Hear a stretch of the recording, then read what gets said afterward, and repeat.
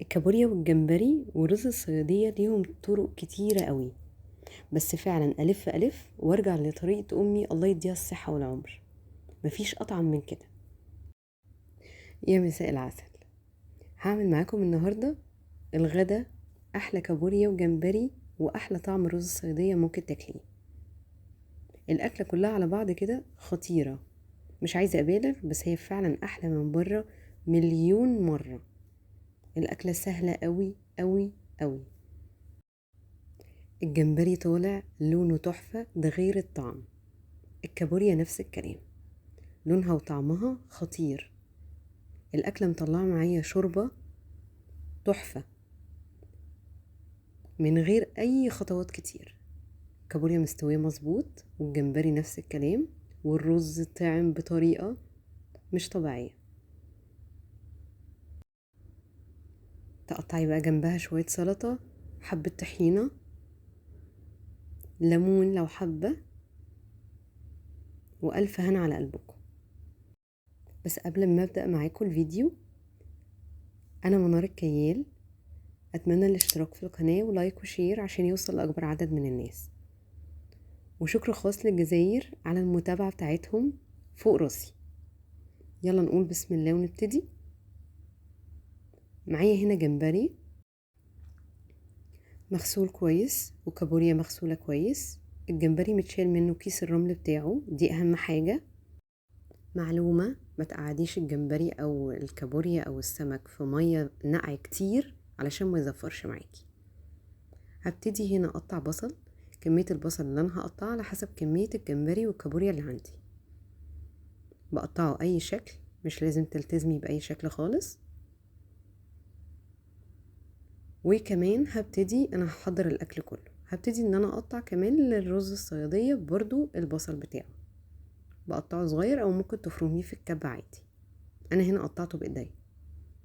كل حاجة بقطعها ومحطها في الحلة بتاعتها. وكمان هقطع طماطم لأن أنا بعمل رز الصيادية بطماطم كمان. هنا معايا حلتين على النار، مفهومش زيت ولا أي مادة دهنية. حطيت البصل زي ما احنا قطعناه مع بعض، وهبتدي إن أنا أحط في كل حلة فيهم للكابوريا معلقتين ملح، وللجمبري برضو معلقتين ملح، ومعلقة فلفل كبيرة للجمبري، ومعلقة فلفل كبيرة برضو للكابوريا.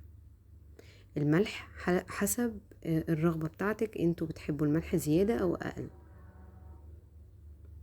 تمام. وهبتدي ان انا اقلب البصل. انا مولعه النار عادي على الحلة زي ما قلت لكم. اتأكدت ان البصل اندمج مع الملح والفلفل، هبتدي ان انا انزل الكابوريا عادي جدا عليهم.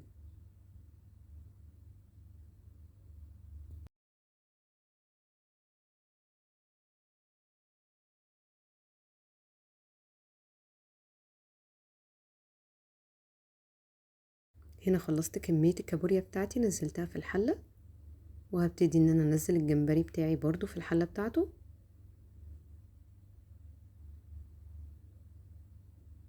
وهبتدي ان انا اقلب بقى، بمسك الحلة كده واقوم مقلبة من تحت لفوق اهو زي ما واضح قدامكم. والكابوريا برضو نفس الكلام، عشان البصل يبقى في كل حتة في الحلة. هقفل عليها الاول، بكون معلية النار اقل من 10 دقايق واقوم موطيها. احنا كده فعليا خلصنا الجمبري والكابوريا. في حلة تانية هبتدي اعمل رز الصيادية. نزلت بالبصل بتاعي وحبة زيت، ونزلت بملح، فلفل، قرفة، ورق لورا، وهبتدي ان انا اقلب كل التوابل دي مع البصل. ولما يبتدي يدبل معايا شوية هبتدي انزل عليه بالطماطمية اللي انا مقطعاها معاكم. تمام.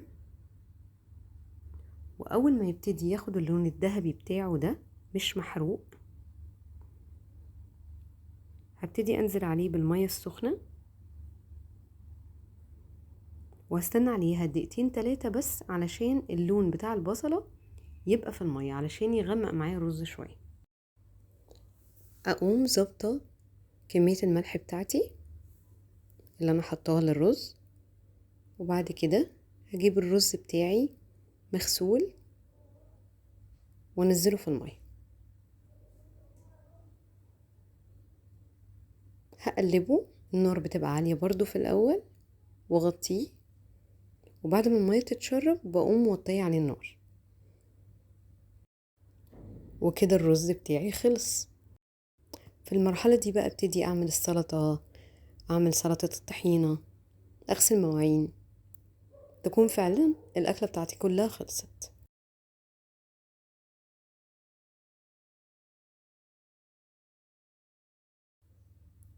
بصوا ما شاء الله، بوريكم ان هو لسه هينزل الشوربه بتاعته تاني من غير اي حاجه، من غير ميه، من غير اي حاجه خالص. والكابوريا معايا اهي. الريحه بقى اكيد انتوا عارفين يعني رهيبه.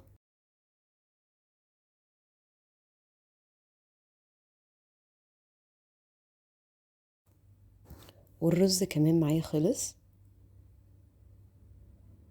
مفلفل وطعمه حلو قوي واللون بتاعه مظبوط.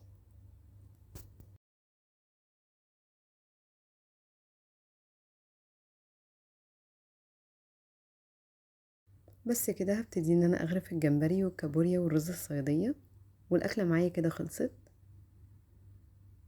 والف هنا على اللي هياكل، واتمنى الاشتراك في القناه ولايك وشير. مع السلامه.